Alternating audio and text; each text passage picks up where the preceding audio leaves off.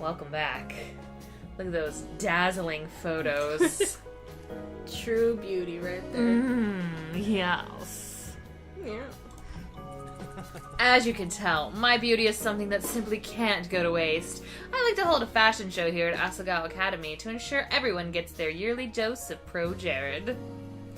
I flipped to the last photo. Heat shot up my neck and into my ears. Surely this was some kind of joke? I shoved the stack of photos back at him, wiping my sweaty palms against my skirt. Was it a naked photo? What does this have to do with me? Ah, that might have been a touch rude.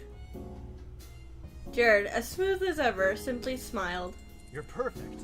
I think you have potential, Hannah. He suddenly leaned in close to me, so close in fact that I could smell his cologne, a musky, sweet aroma of earthy scents and ham? But potential for what exactly? Jared shifted, his mouth so close to my ear I could feel its heat. For greatness. He reached into his shirt pocket and retrieved a small slip of paper. With quivering hands, I accepted it. All right. My card. My number's on the bottom if you're ever interested. I could teach you a thing or two about modeling. Bye. I stared down at the card in my hand, feeling that if I looked away, it would disappear. By the time I gathered the courage to face him again, Jared was gone. I should give that to Mai. Feeling quite dizzy, I headed for class, the business card strangled to death in my white-knuckled hand. By the time I got through the milling students into the classroom, Mai was sitting at her desk, face down and completely still. I took my seat and twisted around to poke the dejected Mai-shaped heap. She didn't budge. Hey! Mai! I heard a muffled groan of despair. I can't believe this. I'm such a total disaster. No, you're not. I tried to sound comforting, but I was never good at this sort of thing. Mai finally lifted her head from her desk. What is that? She motioned to the business card that was still in my hand. I set it in front of her. Mai appraised it for a long minute with a blank face, as if I set a rare artifact in front of her that she didn't actually believe was real. Then her eyebrows pulled together. He gave you his number? Well, yeah, sort of. I mean, not really. He said I should call him if I want him to teach me how to model like him. It was embarrassing to even say, and the words felt awkward in my mouth. The moment I said them out loud, I wished I could grab them back and swallow them. I expected Mai to give me a once-over before making an off-the-cuff comment about how I wasn't nearly pretty enough to be a model. But she didn't. Yeah! He, totally wants to get with you. Oh, her tone was so matter-of-fact, I gaped. What? What? No, he doesn't. Why would he say that? Why would you say that? Bingo. Okay, Hannah, I've taken enough sex ed classes to know when a guy fully wants you, and Jared, fully wants you. Wow. Okay. I mean, at least she ain't mad about it. How many sex ed classes you taken? What kind of sex ed classes are you taking? Mortified, I snatched the business card back off her desk and shoved it into my jacket pocket. Turning away, my cheeks felt like they were on fire. By now, the classroom was filled with students, and they chattered amongst themselves, but the white noise of their conversations wasn't loud enough to drown Mai out. Out of the corner of my eye, I could see John and PBG seated in their desks at the bask of the classroom. I'm talking serious grabby hands in the back of his dad's Camaro. Here. There's a comma, not a period there. You're going to make babies with Pro Jared, Hannah. What the fuck? Oh, shit. I clicked the wrong one. Oh, Little, glittering Jared babies. no, I'm not. You're totally crazy. I don't know what you're talking about. Miss Shizuka, like some kind of angel, cleared her throat at the front of the class. I exhaled gratefully and sunk down in my seat. When When class finally ended, Maya and I headed for the cafeteria, the incident forgotten in her hurried attempt to explain Miss Shizuka's scandalous last relationship. Oh? Oh. Jerk! Seriously, she spent all this time trying to choose between... Oh, seriously, he spent all this time trying to choose between her and some dead chick who only liked him because he looked like her ex-boyfriend. I mean, who does that? I feel like that was a reference to something. That's why I, paused. We got our food and hesitated in the middle of the room, looking at the normal Boots table. Neither of us wanted to go up and demand a seat, especially after wiggling our way in the day before. What if they changed their minds? But Satch, noticing us standing like lost lambs in the middle of the room, waved us over. Sweet baby. Oh. Hey girl, how was class? Oh, you know, normal. Boots. Boo. Satch nodded and turned away, having been in the middle of talking to Josh. That was awkward, despite how familiarly he treated me. I still didn't know how to talk to him, or any of them. I looked across the table and locked eyes with PBG, who stared at me like I was a baby German Shepherd. You... All right. Cookies! What? What? Oh, sick. You brought us cookies! You're the best, Gerard! Paul sprang out of his chair and practically tackled Gerard. Ah, Whoa, calm down. There's more than enough cookies to go around. Gerard started passing the cookies around the table, but paused. You're back again? He looked at Maya and me. I tried to ignore the disappointment on his face. Well, Well, here. He handed us each a cookie, then headed back across the cafeteria. I stared at the small chocolate chips melting in the warm cookie. Did he not want us here? But he was so nice yesterday. I didn't even want to eat the cookie, not if he was going to be as two-faced as that. Hey! Watch where you're walking next time. A sheepish Gerard stood next to the short, skinny boy who was holding his tray above his head. I'm sorry, I'll be more careful. Oh, you're from Normal Boots. Wait, you're the guy who plays with itty-bitty kitties, aren't you? The boy sneered. How the hell did you manage to get in with a group like that? huh? Huh? They're my friends. Playing with those stupid dolls, you're an embarrassment. The kid's friends were hitting his shoulders, looking from Gerard to our table with panicked eyes. I like what I like. I think they're fun. Whatever. The kid was led off by his friends. Gerard came back and sat down at the table. That was weird. Gerard sat down and began happily munching on his cookie, looking for all the world like he didn't even care about what just happened. I scanned the cafeteria for the boy who heckled him and found him sitting alone at a table, head in his hands. His friends left him behind. What was that about? Oh, that? I used to get it all the time. I collect itty-bitty kitty figurines. You know, that kids show with the 5 kittens who live in Kitten Town? They were originally supposed to have magic powers, but whatever. I collect their figurines. They're so cute.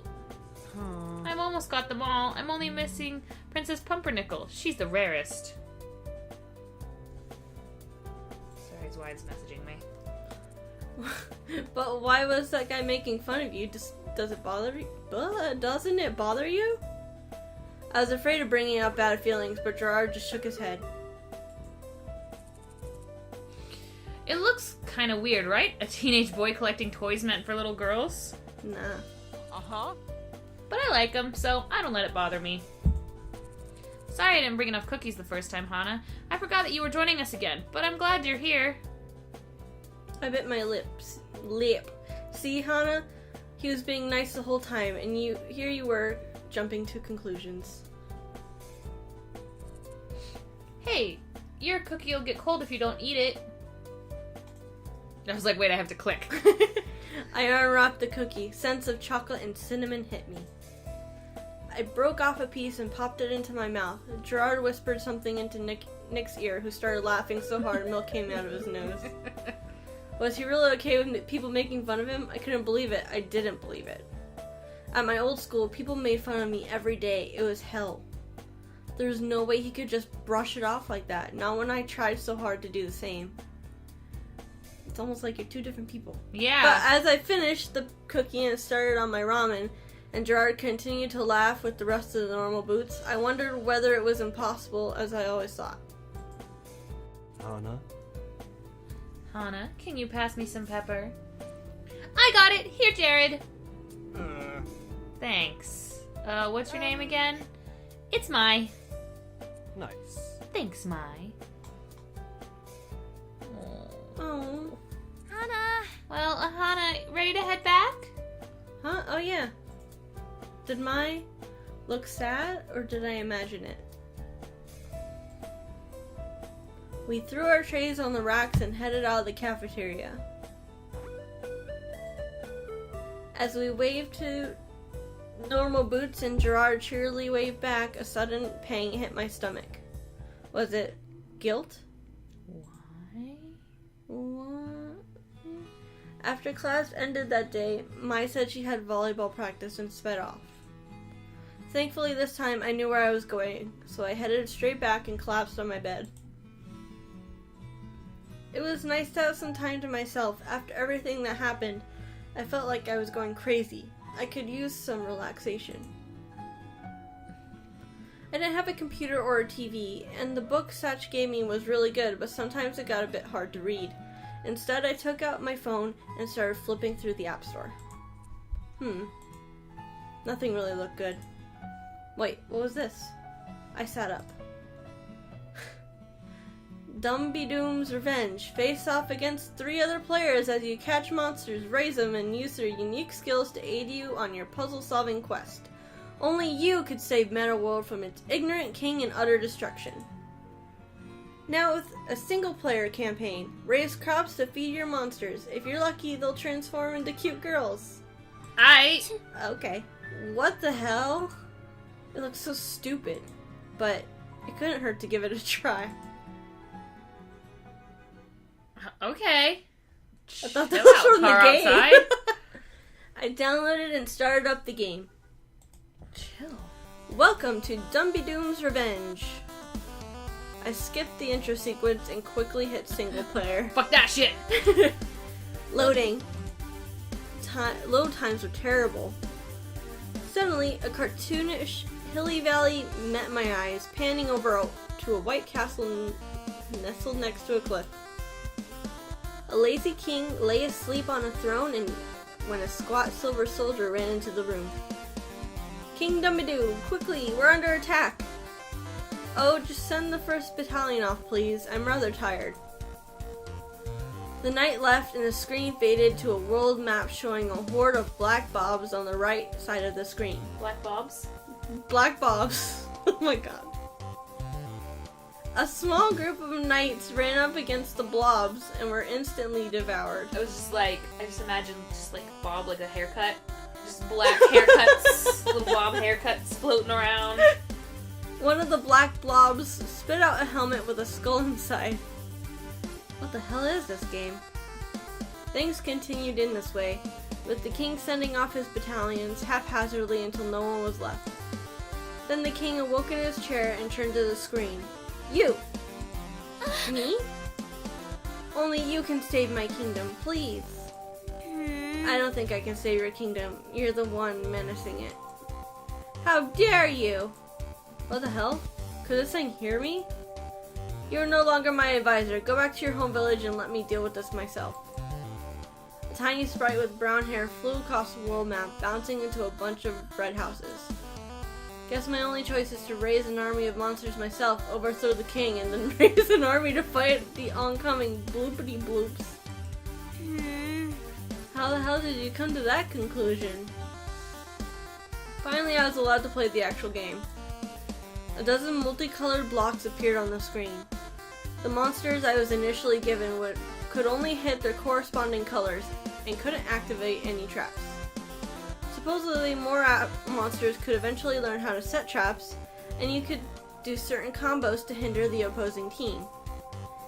If you had an attractive girl on your team, she could use an ability to double the rate of your opponent's blocks, or halve their clock time. but that had a drawback for you too, and could be used as an asset by the opponent. Not to mention that certain color combinations between girls and monsters activated unique secret abilities, and you could also evolve your monsters and feed them things. How the heck am I supposed to remember all this? I failed the first few times, but I quickly got the hang of it. It was just about being adaptable and maintaining a flexible strategy after all. My eyes started to hurt as I looked at the time. 8 o'clock, it had been 4 hours. Me. Amateur. I had reading to do. I grabbed my textbook, flicked my radio on, and began to read. There have been many tales of times when the moon has fallen on other planets, the most popular of these being the myth of Termina. However, these myths have never proven to be more than a hallucination. My eyes blurred over my astronomy textbook and I yawned. The Schubert piece floating from my radio made me want to go to sleep, and I toyed with the idea of going to class without finishing my reading. Who cared about how many times the moon was supposed to fall, especially when time travel was involved? What? Hana! Maya burst through the door, flung herself across the room, and grabbed my radio. Hey. Hey, where you been? What are you doing? Give me a second. We're missing it. Oh, sorry. Oh, sorry. There we go. But I swear, that dog was the living worst. What? That's why you need a bird, like my lovely Jacques. Watch your tongue. What is this? Shh.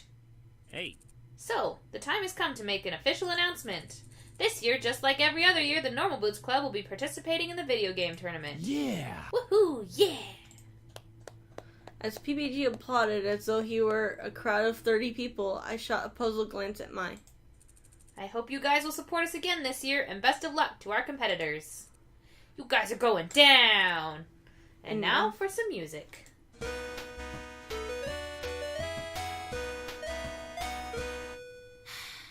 Mai turned down the radio and sighed. Mm-hmm. Okay, what did you want? What was that? PB&J. It's the PBG and John's radio show.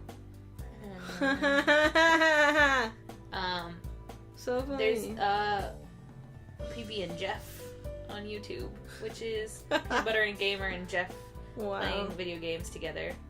But they obviously can't do that because Jeff is not on Poopagoo's team. Yeah. They have a radio show? What do they do on it? Radio show things. Oh, you know, they talk and stuff and play music sometimes. Everyone in school listens to it. I'm glad you brought your radio. I forgot mine at home. In a video game Terminator? Terminator?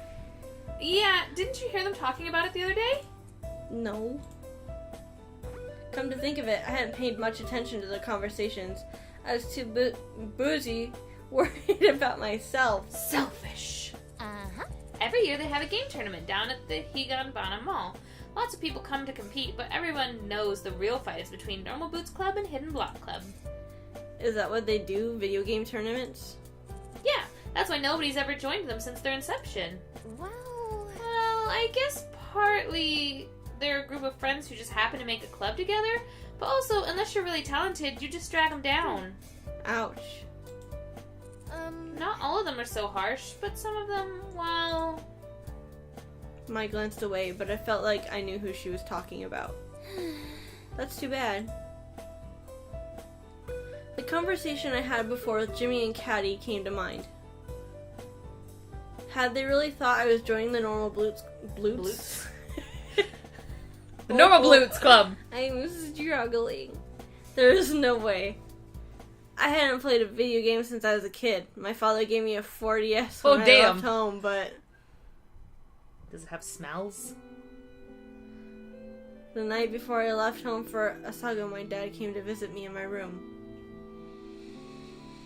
You want to do this in the next episode? Yeah.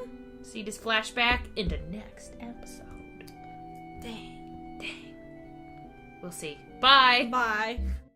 Hey everybody, this is J2A. We just want to say thanks for watching our video. We appreciate any and all support we get from viewers, new and returning. If you enjoyed this video, please feel free to like, comment, and subscribe to our channel. thanks again, and we'll catch you guys next time. Bye. Bye.